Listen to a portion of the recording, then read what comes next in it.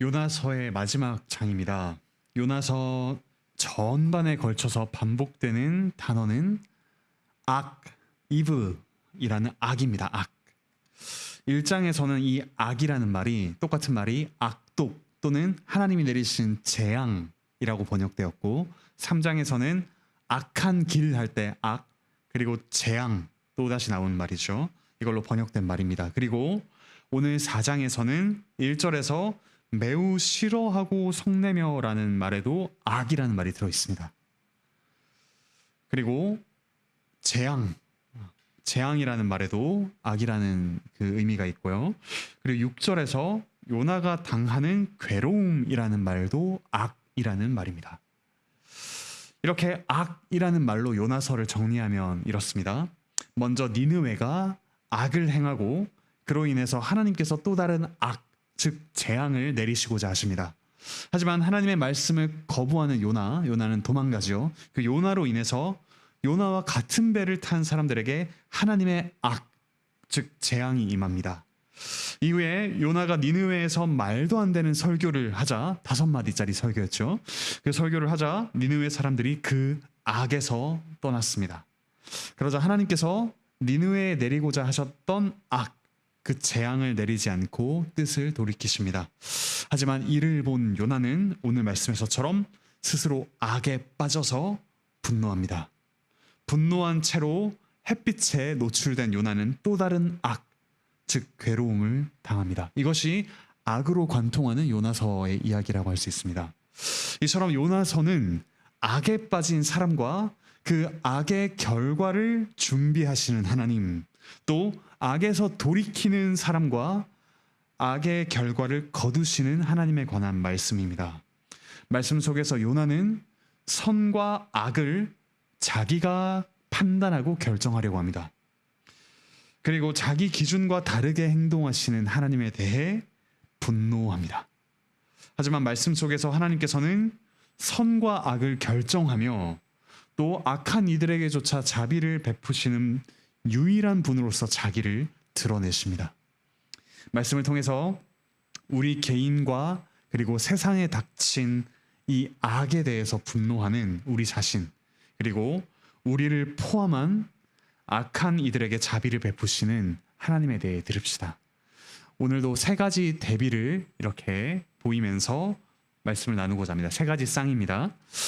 우리와 하나님에 대해서 알아가면서 우리가 이제는 이전에 하던 분노가 아니라 의로운 분노로 바꾸고 또한 하나님을 닮아서 자비를 베푸는 이들로 변화되어 가기를 바랍니다. 자, 첫 번째 대비되는 쌍입니다. 분노와 자비가 대비되는데요. 첫 번째로는 우리는 죄인답게 분노하지만 하나님께서는 하나님답게 자비를 베푸십니다. 즉 죄인스러운 분노와 하나님다운 자비가 충돌합니다. 오늘 말씀 1절에서 요나가 매우 싫어하고 성을 냈다고 합니다. 요나의 5마디 설교를 듣고 회개한 니느웨와 그 니느웨를 용서하신 하나님에 대해서 지금 요나는 분노하고 있습니다. 이렇게 말하면서 말이죠. 바꿔 말하면 이렇습니다. 그것 보세요. 제가 이렇게 될 줄 알고 다시스로 도망가지 않았습니까? 도대체 무엇이 요나를 이렇게 화나게 했을까요? 2절 뒷부분에 이렇게 나옵니다. 주께서는 은혜로우시며 노하기를 더디하시며 인애가 크시사 뜻을 돌이켜 재앙을 내리지 아니하시는 하나님이신 줄을 내가 알았나이다. 자, 이 구절만 똑 떼놓고 보면 너무나도 은혜로운 말씀입니다. 하지만 요나는 바로 하나님이 이런 분이신 걸 알았기 때문에 하나님의 말씀을 피해 도망갔고 하나님이 이런 성품을 나타내실 것을 알았기 때문에 또 그렇게 하셨기 때문에 분노합니다. 하나님의 하나님다우심에 대해서 요나는 분노하고 있습니다. 요나는 만약 하나님께서 니느웨의 말씀을 전하라고 하신다면 분명히 그들을 용서하시기 위함이다라는 사실을 알았습니다. 그에게는 하나님께서 하나님다우신 것이 큰 고통이요 악이었습니다. 잔인한 니느웨, 악독한 니느웨, 이스라엘의 큰 위협이 될 것이 뻔한 니느웨, 그 니느웨를 용서하신다니. 요나는 그가 가진 선악의 기준으로 도저히 이 일을 받아들일 수 없었습니다. 도저히 하나님의 하나님다우심을 받아들일 수 없었습니다. 그래서 요나는 도망갑니다. 그리고 죽일 테면 죽여보시라며 물에 빠졌죠. 그리고 그토록 싫어하던 일이 이제 일어나자 요나는 또다시 자기를 죽여달라고 애원합니다.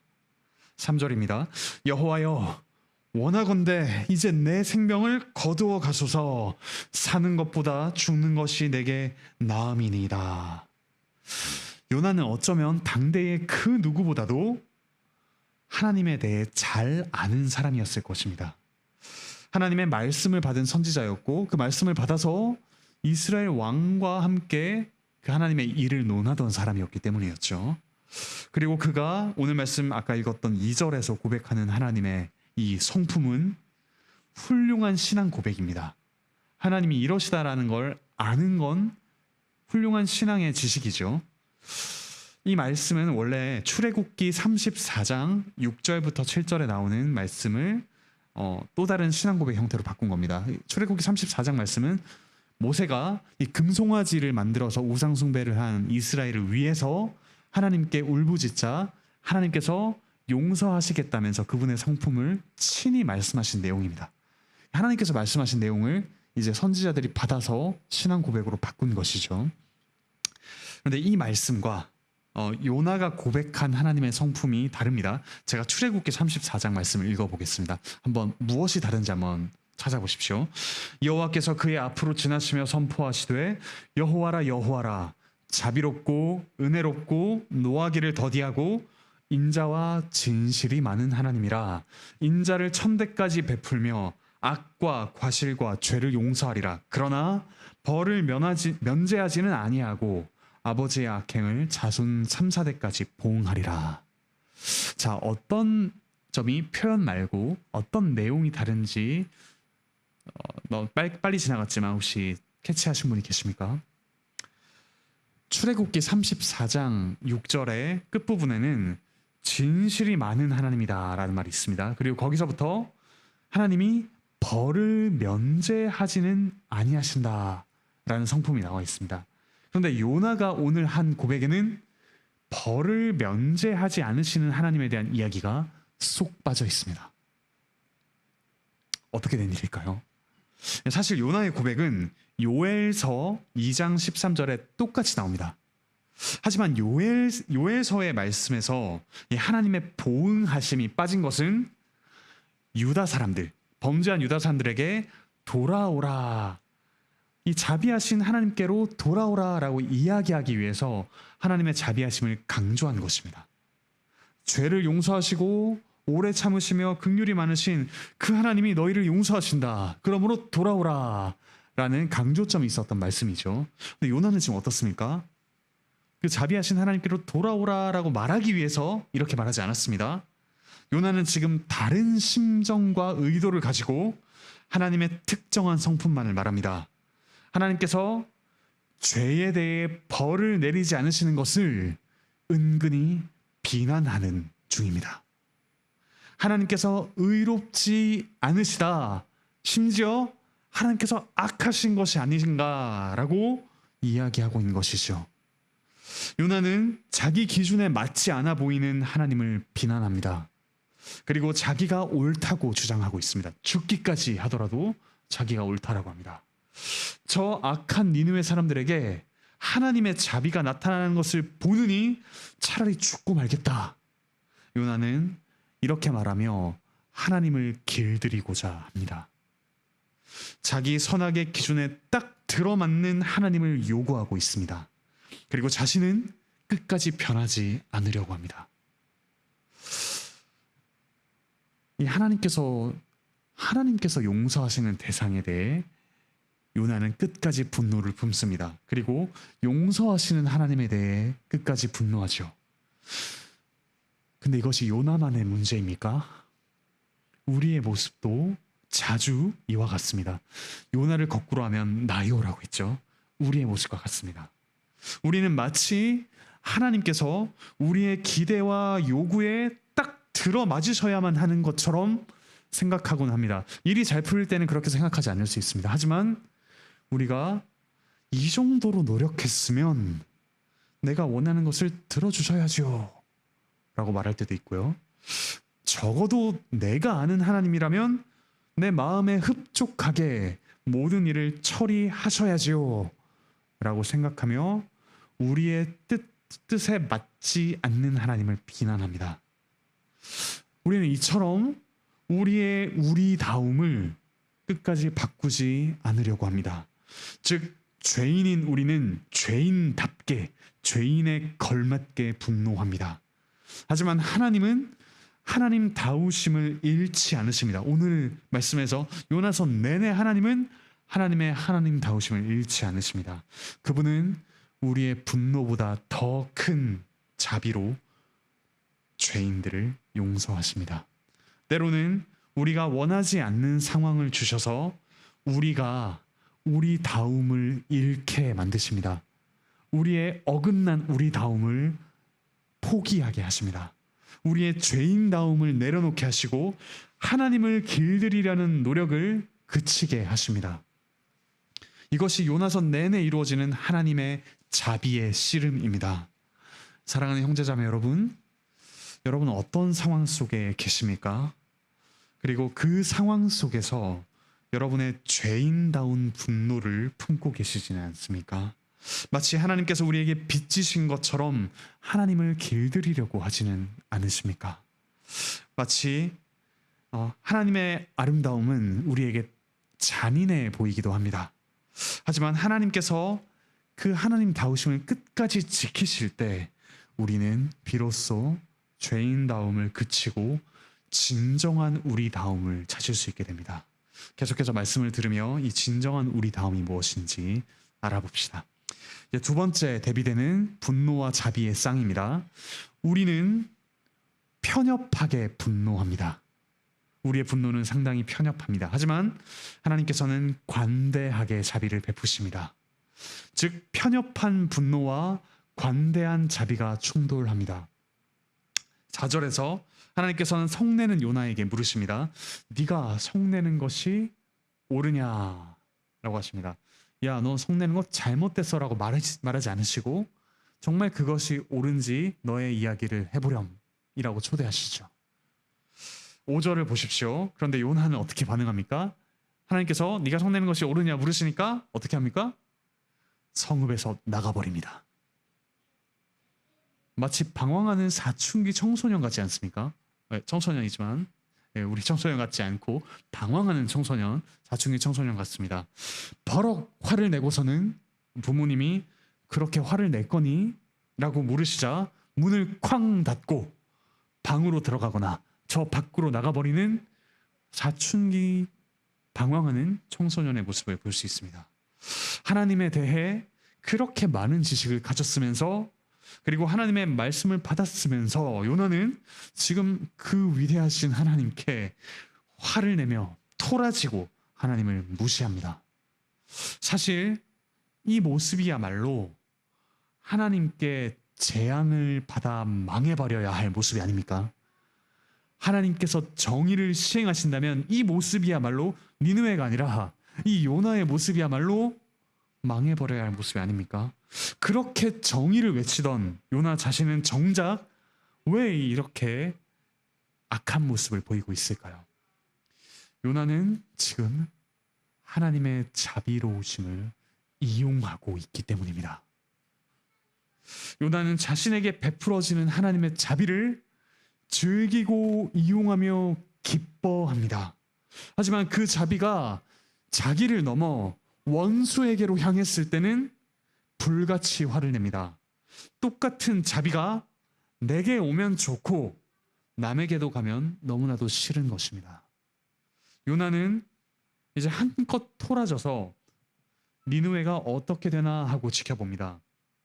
니느웨의 동쪽에 앉아서 초막을 짓습니다. 그리고 초막의 그늘 아래에 앉아서 지켜보죠.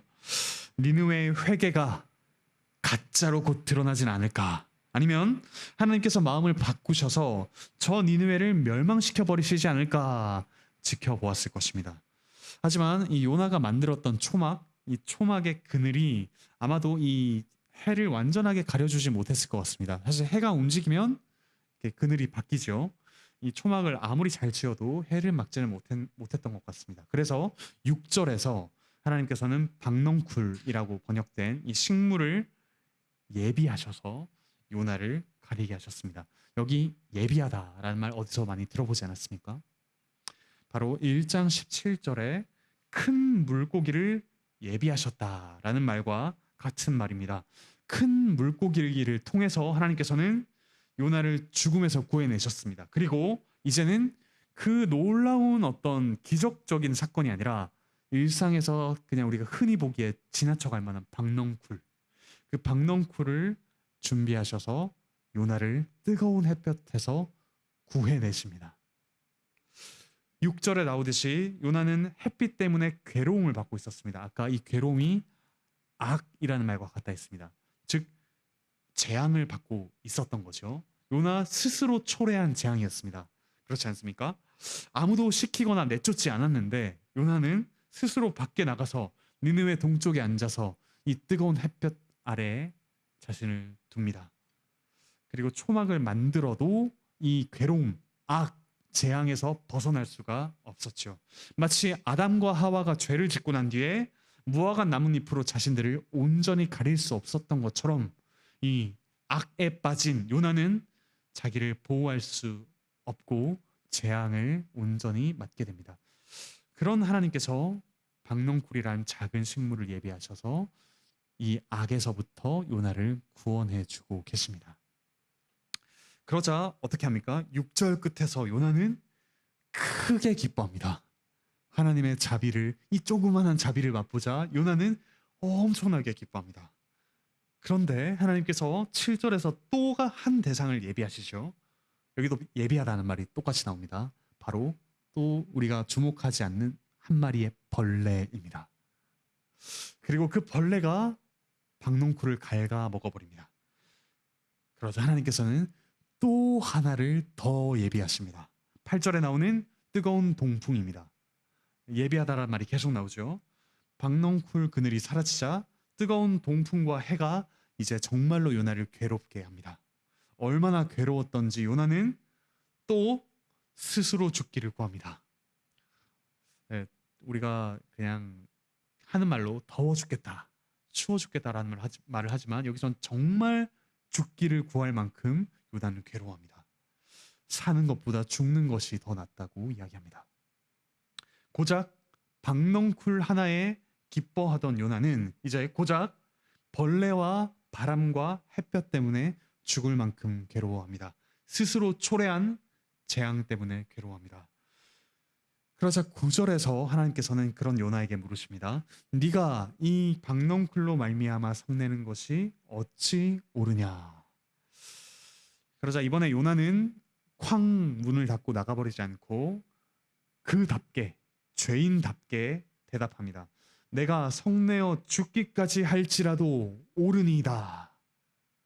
그러자 하나님께서 대답하십니다. 10절, 11절 한번 보십시오. 10절 끝에서 하나님께서는 요나가 박넝쿨을 아꼈다라고 말씀하십니다. 네.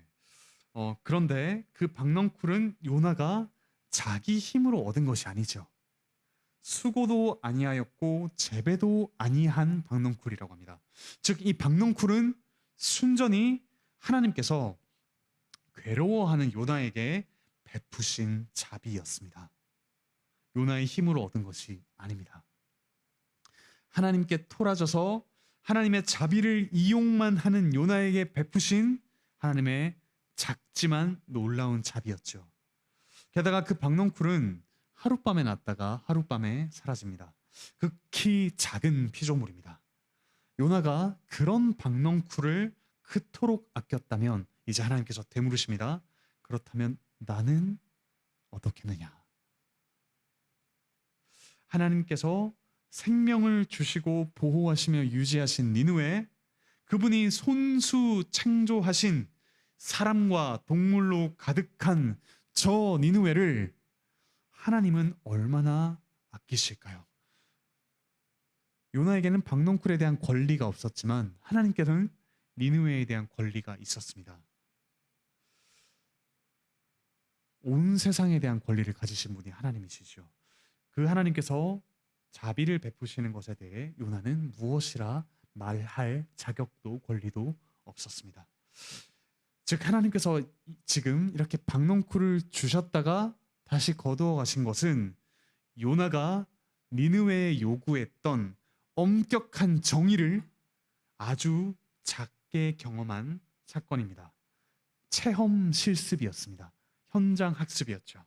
요나는 자신이 경험한 아주 작은 자비에 대해서 뜰 듯이 기뻐했습니다. 그리고 요나는 자기가 경험한 스스로 초래한 일에 대한 재앙, 즉 그 정의에 대해서는 죽을 만큼 괴로워합니다.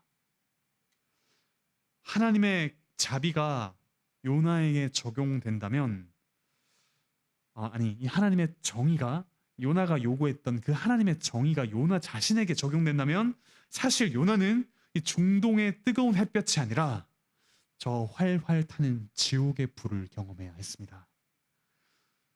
하지만 요나는 이중적이었죠. 자기가 받는 자비만 기뻐하고 다른 이들이 겪는 자비는 죽을 만큼 싫어했습니다. 자기가 겪는 정의는 죽을 만큼 싫어하면서 다른 이들에게 적용되어야 할 자비에 대해서는 가혹합니다. 그리고 이것은 우리도 마찬가지입니다. 우리는 나에게는 한없이 관대하면서 다른 이들에게는 너무도 엄격합니다.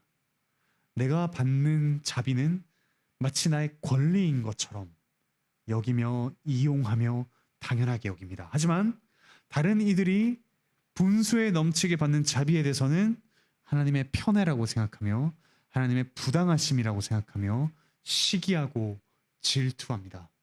그리고 내가 나의 죄로 인해 겪는 문제에 대해서는 죽을 만큼 싫어하면서 다른 이들이 그들에게 합당한 정의가 시행되지 않는 것을 볼 때면 너무나도 분노하죠. 이것이 요나뿐만 아니라 우리가 보이는 편협한 분노입니다. 하지만 하나님께서는 그런 편협한 우리마저 감싸시는 자비로, 관대한 자비로 우리에게 다가오십니다. 그분의 자비는 우리의 편협함이 문을 꽝 닫아도 그 문을 사랑으로 열고서 들어옵니다. 그분의 자비는 우리가 스스로 안으로 들어갈 때조차 우리의 처 내면까지 들어오셔서 우리를 설득하십니다. 우리에게 자비를 체험하게 하시고 때로는 잔인한 정의를 경험하게 하시며 하나님의 자비가 얼마나 큰 것인지 경험하게 합니다. 그러므로 우리의 이중 잣대를 회개합시다.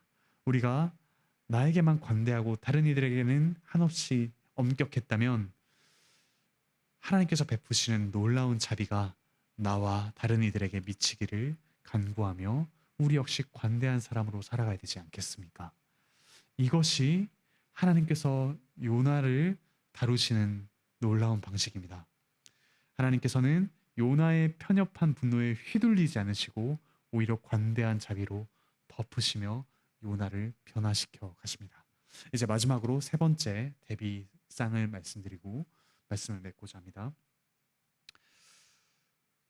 대비되는 마지막 상은 우리의 분노는 지극히 자기를 사랑하는 데서 나오는 분노입니다. 내가 사랑받지 못한 데서 나오는 분노, 나를 사랑해주지 않는 사람에 대한 분노, 그리고 나를 보호하기 위한 마음에서 나오는 분노이지만 하나님의 자비는 자기를 내어주는 자비입니다. 우리는 한없이 자기를 사랑하기에 분노하지만 하나님은 자비를 베푸시기 때문에 한없이 자기를 내어주십니다. 오늘 말씀을 보면 니느웨는 마치 영원히 구원받은 것 같습니다. 하지만 요나서 다음 미가 다음 나오는 성경이 나훔입니다. 나훔 역시 니느웨에 대한 하나님의 말씀입니다. 여기서 하나님의 말씀은 니느웨의 멸망을 선언합니다. 즉 요나서와 짝을 이루며 함께 읽어야 될 본문이 나훔입니다. 나훔에서 이 니느웨가 결국 이 회개가 영원하지 못하고 죄를 짓고 포악을 반복하였기에 하나님의 심판이 임했다라고 선언이 됩니다. 그리고 사실 이런 멸망은 방금 봤듯이 요나에게도 합당한 것이었죠. 요나 역시 니느웨처럼 멸망해야 되고 우리 역시 니느웨처럼 멸망해야 할 대상이었습니다. 즉 하나님은 자비하실 뿐만 아니라 심판하시는 분이시기에 그 심판하시는 정의를 반드시 시행하셔야 했고 니느웨에 대해서는 그렇게 하셨습니다. 그리고 이 요나가 속해 있던 이스라엘에 대해서도 그렇게 하셨고 우리도 그 정의의 심판을 받아야 마땅했습니다. 하지만 하나님께서는 그렇게 하지 않으셨죠. 왜입니까? 그분이 친히 정의의 심판의 대상이 되심으로 우리에게 자비를 베푸셨기 때문입니다. 그리스도께서는 표적을 보이라라고 요구하는 바리새인들에게 요나의 표적 외에는 내가 너희에게 보일 것이 없다라고 말씀하셨습니다. 그 표적이란 결국 3일 동안 죽었다가 이 죽은 자 가운데 있다가 3일 만에 부활하는 놀라운 표적이었죠. 오늘 말씀의 4장 5절에서 요나는 멸망해야 마땅할 성읍 동편에 나가서 그것이 멸망하나 하지 않나 지켜봅니다. 하지만 우리를 구원하기 위해 찾아오신 예수 그리스도께서는 반드시 멸망할 예루살렘을 두고 겟세마네 동산으로 가시며 그 예루살렘을 위해 그리고 멸망할 우리를 위해 간구하시며 오셨습니다.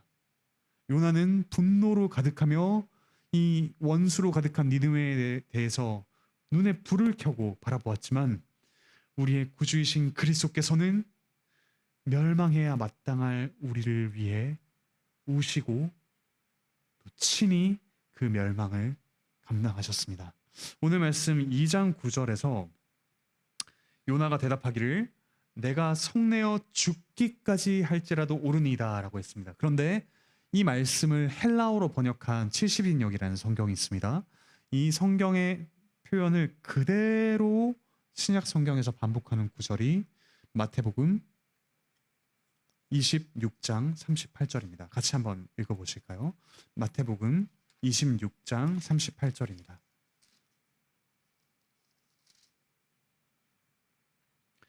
겟세마네에서 우리 주 예수 그리스도께서 기도하실 때 하신 표현이 요나의 표현과 똑같습니다. 마태복음 26장 38절 함께 읽겠습니다. 시작. 이에 말씀하시되 내 마음이 매우 고민하여 죽게 되었으니 너희는 여기 머물러 나와 함께 깨어있으라 하시고 고민하여 죽게 되었으니 라는 말과 요나가 분노를 내어 죽는 것 성내어 죽기까지 할지라도라는 말이 똑같습니다. 요나의 표적을 보이시겠다던 예수님께서는 요나가 행했던 너무나도 편협하고 자기 사랑으로 가득한 분노와 정반대되는 일을 하십니다.